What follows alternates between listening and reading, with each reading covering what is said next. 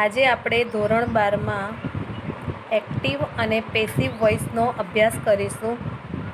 Active એટલે કર્તરી પ્રયોગ અને પેસિવ એટલે કર્મણી પ્રયોગ. એક્ટિવ વોઇસમાં ક્રિયાનો કરનાર એટલે કે કર્તા મુખ્ય હોય છે. પેસિવ વોઇસમાં કર્મ મુખ્ય હોય છે. વાક્યને એક્ટિવ વોઇસમાંથી પેસિવ વોઇસમાં ફેરવીએ ત્યારે કેટલાક ફેરફાર થાય છે તે નીચે મુજબ છે. જેમ કે ગુજરાતીમાં આપણે જોઈએ તો તે ક્રિકેટ રમે છે, જે વાક્યને આપણે એક્ટિવમાં કહીશું, એક્ટિવ વોઇસમાં છે. એ જ વાક્યને આપણે પેસિવ વોઇસમાં ફેરવીએ તો તેના દ્વારા ક્રિકેટ રમાય છે. બંને વાક્યનો અર્થ એક જ થાય છે, માત્ર લખવાની રીત બદલાઈ જાય છે. હવે આપણે ઇંગ્લિશમાં વાક્ય જોઈએ તો હી ટીચીસ ઇંગ્લિશ. આ વાક્યમાં હી એ કર્તા છે, ટીચીસ ક્રિયાપદ છે, જ્યારે ઇંગ્લિશ એ કર્મ છે. જ્યારે વાક્યને એક્ટિવ વોઇસમાંથી પેસિવ વોઇસમાં ફેરવીએ ત્યારે કર્મ છે કર્તાના સ્થાને આવે છે, કર્તા છે કર્મના સ્થાને જશે અને જે ક્રિયાપદ છે જે કાળમાં હોય તેને અનુરૂપ ટુ બીનું રૂપ મુકાશે અને ત્યારબાદ ક્રિયાપદનું ભૂતકૃદંતનું રૂપ મુકાશે અને બાય શબ્દ મૂકવામાં આવે છે. તેના પછી તરત જ જે આપણે નિયમો જોઈએ તો એ પહેલાં વાક્યનો જવાબ જોઈએ. ઇંગ્લિશ પહેલાં આવશે, જે કર્મ છે કર્તાના સ્થાને.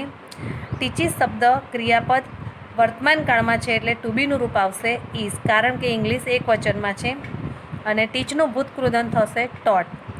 બાય મૂકીશું અને હીનું કર્મણી રૂપ થશે હિમ, એટલે જવાબ બનશે English is taught by him. જે નિયમો જોઈએ તો કર્તાનું સ્થાન કર્મ લે છે, કર્મનું સ્થાન કર્તા લે છે, કાળ પ્રમાણે સહાયકારક ક્રિયાપદ મુકાય છે, ક્રિયાપદનું ભૂતકૃદંતનું રૂપ મુકાય છે, વાક્યના અંતે બાય દ્વારા કર્તા કર્મનું સ્થાન લે છે. જ્યારે કર્તા કર્મ બને છે અને કર્મ કર્તા બને છે ત્યારે એક વચન કે બહુવચનના નામ મુજબ સહાયકારક ક્રિયાપદ મુકાય છે. સાથે સાથે સર્વનામમાં પણ ફેરફાર થાય છે, તે જરૂરી છે. આપેલ કર્તા વિભક્તિ કર્મ વિભક્તિમાં રૂપાંતર થાય છે અને કર્મ વિભક્તિનું કર્તા વિભક્તિમાં રૂપાંતર થાય છે. હવે કર્તા વિભક્તિના જે સર્વનામ છે એ કર્મ વિભક્તિમાં કઈ રીતે કેવા ફેરફાર સાથે આવે છે જે જોઈએ તો આઈ હોય કર્તામાં તો એનું કર્મણી રૂપ થશે મી, વી છે તો અસ થશે, યુ હીનું હિમ થશે, સીનું હર થાય છે, ઈટનું ઈટ, ધેનું ધેમ. આ બધામાં જોઈએ તો યુ અને ઈટ બંનેના રૂપ એના એ જ રહે છે, કોઈ ફેરફાર થતો નથી. એક્ટિવ વોઇસમાંથી પેસિવ વોઇસ કરતી વખતે ક્રિયાપદનું ભૂતકૃદંત આવડવું બહુ જ જરૂરી છે તથા ક્રિયાપદ કયા કાળમાં છે તે પણ ઓળખતા આવડવું જોઈએ, કારણ કે તેના આધારે જ આપણે તેનું ટુ બીનું રૂપ મૂકી શકીએ છીએ. સૌથી પહેલાં આપણે સાદો વર્તમાન કાળ જોઈએ તો કાળ ઓળખવા માટે ક્રિયાપદનું મૂળ રૂપ હોય અથવા ક્રિયાપદને એસ કે ઈએસ પ્રત્યે લાગ્યો હોય તો સાદો વર્તમાન કાળ સમજવો. ઉદાહરણ છે દર્શન પ્લેસ ક્રિકેટ, જે એક્ટિવ વોઇસમાં વાક્ય છે. તો ક્રિકેટ છે જે કર્મ છે તે કર્તા બનશે, એટલે કે ક્રિકેટ ઇઝ કેમ આવ્યું તો પ્લેસ શબ્દ છે વર્તમાન કાળમાં છે અને ક્રિકેટ એક વચનમાં છે તો ટુ બીનું રૂપ વર્તમાન કાળમાં એમ ઇઝ આ ત્રણમાંથી ક્રિકેટ જોડે ઇઝ આવશે. પ્લે છે એનું ભૂતકૃદંત થશે પ્લેડ, બાય અને છેલ્લે કર્તા જે છે કર્મના સ્થાને આવશે, એટલે કે દર્શન. જવાબ બનશે ક્રિકેટ ઇઝ પ્લેડ બાય દર્શન. બીજા ઉદાહરણો જોઈએ. હી ડ્રિંક્સ મિલ્ક ડેલી. તો આ વાક્યમાં ડેલી શબ્દ અન્ય વધારાનો શબ્દ એટલે કે છેલ્લે રહેશે, તો મિલ્ક ઇઝ વર્તમાન કાળમાં છેલ્લે ઇઝ આવશે, ડ્રિંકનું ભૂતકૃદંત ડ્રંક, બાય હીનું થશે હિમ. વર્તમાન કાળમાં મુખ્યત્વે 3 ક્રિયાપદો છે ટુ બીના, એમ, ઇઝ અને આર. એ આપણે જોઈએ છીએ અને જાણીએ પણ છીએ. એમ છે હંમેશા આઈની જોડે આવે છે, ઇઝ છે એક વચનમાં જ વપરાય છે, હી સી ઈટ જોડે, જ્યારે આર છે બહુવચનના રૂપો જોડે વપરાય છે. હવે એમાં વર્તમાન કાળમાં આપણે હકાર વાક્ય જોઈએ. તો પહેલું વાક્ય છે મધર પ્રિપેર્સ સ્વીટ્સ. તો એક્ટિવ વોઇસમાં છે વાક્ય અને સ્વીટ કર્મ છે તે કર્તાના સ્થાને, એટલે કે સ્વીટ્સ આર પ્રિપેરનું ભૂતકૃદંત થશે પ્રિપેર્ડ બાય મધર. બીજું વાક્ય છે ધે બ્રિંગ ફ્લાવર્સ. તો ફ્લાવર્સ જે કર્મ છે કર્તાના સ્થાને આવશે. ફ્લાવર્સ બહુવચન છે એટલે આર અને બ્રિંગનું ભૂતકૃદંત બ્રોટ બાય ધેનું ધેમ થશે. એટલે કે આખો જવાબ છે flowers are brought by them. ત્રીજું વાક્ય અનિલ રિપેર્સ ધ બાઇસિકલ. તો ધ બાઇસિકલ વર્તમાન કાળમાં છે એટલે આવશે ઇઝ. રિપેરનું ભૂતકૃદંત રિપેર્ડ બાય જે નામ હોય તે જ મૂકવાનું. અનિલ હીનું આપણે અનિલનું હી કરવાનું કે એવું કોઈ જ ફેરફાર કરવાનો નથી. તો જવાબ થશે the bicycle is repaired by Anil. ચોથું વાક્ય છે the students read books in the library. આ વાક્યમાં ઇન ધ લાઇબ્રેરી વાક્ય અન્ય એટલે કે કર્તા કર્મ ક્રિયાપદ સિવાયના છે જે છેલ્લે એમના એમ રહેશે. તો બુક્સ છે કર્મ છે જે કર્તા બનશે. બુક્સ બહુવચન છે માટે આર. રીડનું ત્રણેય રૂપો એટલે કે ભૂતકાળ અને ભૂતકૃદંત બધા સમાન થાય છે, માત્ર ઉચ્ચાર અલગ થાય છે. Read by the students in the library. પાંચમું વાક્ય છે આઈ લાઇક ટી. તો ટી ઇઝ લાઇકનું ભૂતકૃદંત લાઇકડ બાય આઈનું કર્મણી રૂપ થશે મી.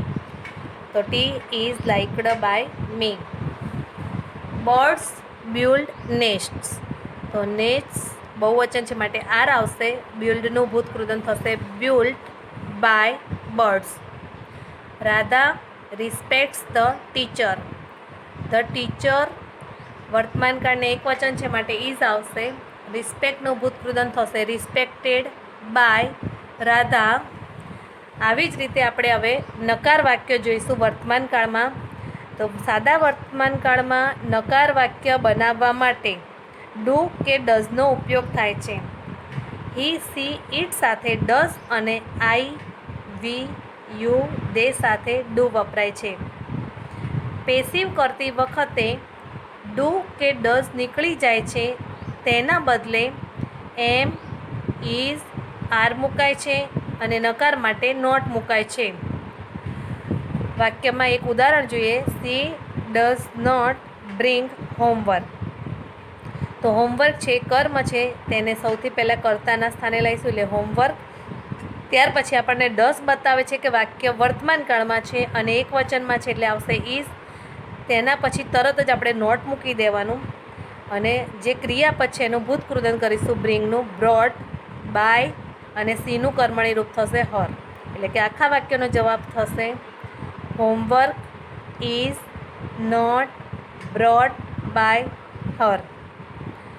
વર્તમાન કાળમાં વાક્ય નકાર છે તેથી હોમવર્ક એક વચનમાં હોવાથી ઇઝ મુકાય છે, ત્યારબાદ નોટ મુકાય છે, પછી ક્રિયાપદનું ભૂતકૃદંતનું રૂપ મુકાય છે, ત્યારબાદ બાય અને છેલ્લે સીનું કર્મણી રૂપ હર મુકાય છે. એવું આપણે બીજું ઉદાહરણ જોઈએ. We do not see films. તો જેમાં ફિલ્મ શબ્દ બહુવચન છે માટે ટુ બીનું રૂપ મુકાશે આર.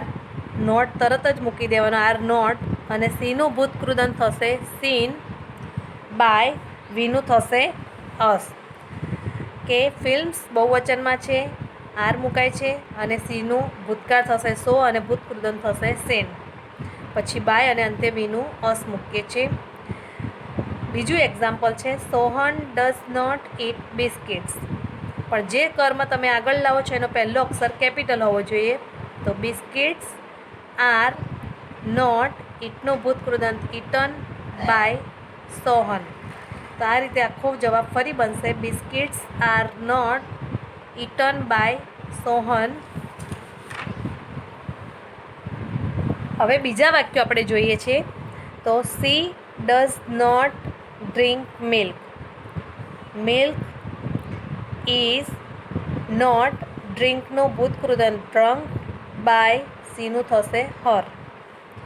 બીજું વાક્ય છે we do not draw pictures of animals. આ વાક્યમાં પિક્ચર્સ ઓફ એનિમલ્સ આખો ભેગો શબ્દ છે. તો pictures of animals are not, ડ્રોનું ભૂતકૃદંત થશે ડ્રોન બાય અસ.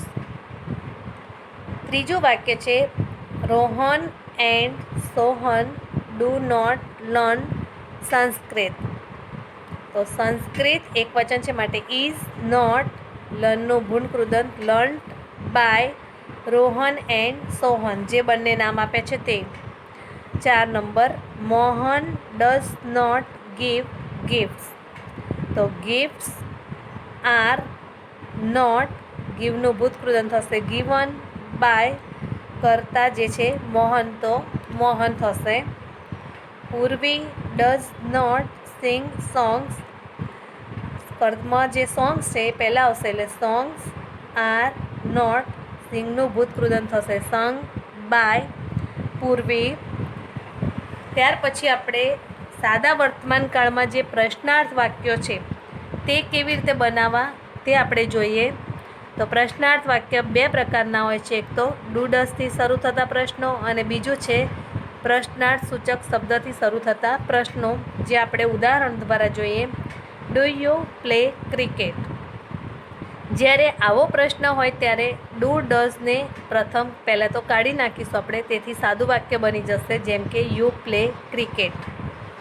આનો જવાબ તો આપણે આગળ ભણી ગયા એ પ્રમાણે બનાવીએ તો ક્રિકેટ પછી એક વચન છે એટલે ઇઝ અને વર્તમાનકાળ છે. પ્લેનું ભૂતકૃદંત થશે પ્લેડ બાય યુ.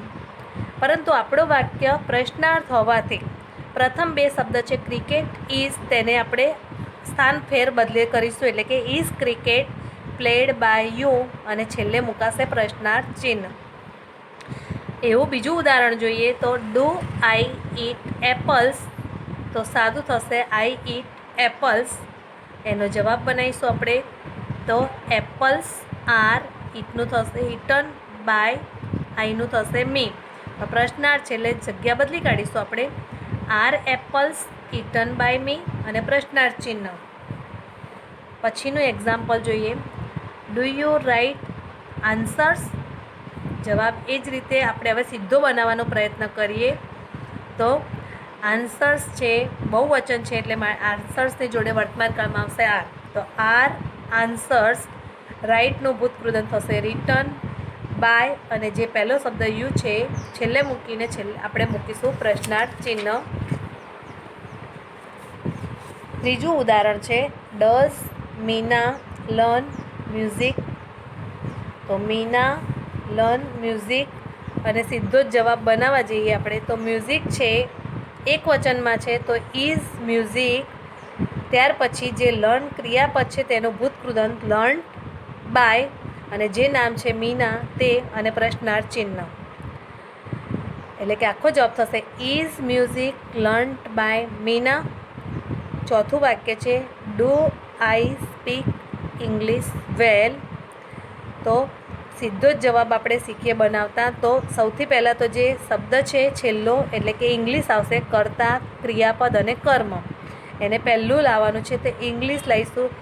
પણ ઇંગ્લિશની જોડે ટુ બીનું રૂપ આવશે ઇઝ. પ્રશ્નાર્થ હોવાથી તેને સ્થાનભેર કરીશું ઇઝ ઇંગ્લિશ. સ્પીકનું ભૂતકૃદંત થશે સ્પોકન બાય અને આઈનું થશે મી અને છેલ્લે જે શબ્દ હોય વેલ એમને મૂકી દેવાના અને પ્રશ્નાર્થ ચિહ્ન મૂકવામાં આવશે. Do they show children's films. તો ચિલ્ડ્રન્સ ફિલ્મ્સ બહુવચન છે એટલે આવશે આર ચિલ્ડ્રન ફિલ્મ્સ. શોનું ભૂતકૃદંત શોડ અથવા તો સોન, બેમાંથી કોઈ પણ એક લખી શકાય છે. બાય, ધેનું થશે them. Does she like flowers. તો આર ફ્લાવર્સ બહુવચન છે એટલે આપણે મૂકીશું આર ફ્લાવર્સ. લાઈકનું ભૂતકૃદંત થશે લાઈકડ બાય, સીનું કર્મણી રૂપ થશે હર અને છેલ્લે પ્રશ્નાર્થ ચિહ્ન એટલે કે આર ફ્લાવર્સ લાઈકડ બાય હર. પછીનું વાક્ય does Hina write a letter. તો એ લેટર એક વચનમાં છે માટે આવશે ઇઝ એ લેટર રાઇટનું ભૂતકૃદંત થશે રિટન બાય હિના અને છેલ્લે પ્રશ્નાર્થ ચિહ્ન. આ આપણે માત્ર સાદા પ્રશ્નો જોયા. હવે WH વાળા જે પ્રશ્નો હોય તો એમાં આપણે કેવી રીતે બનાવી શકીએ છીએ તે આપણે જોઈએ. When does she eat her meal. જ્યારે આવા વાક્ય હોય ત્યારે તેનું પેસિવ વોઇસમાં ફેરવીએ ત્યારે આપણે WH વાળો જે શબ્દ હોય તેને સૌથી પહેલાં પ્રથમ એમને એમ મૂકી દેવો અને પછીનો જે છે does she eat her meal એ આપણું સાદો પ્રશ્ન હમણાં ભણી ગયા તેવા પ્રકારનું વાક્ય થઈ જશે. અને એમાં પણ હજુ પણ કરવું હોય તો ડઝને પણ સાઈડમાં મૂકીએ આપણે.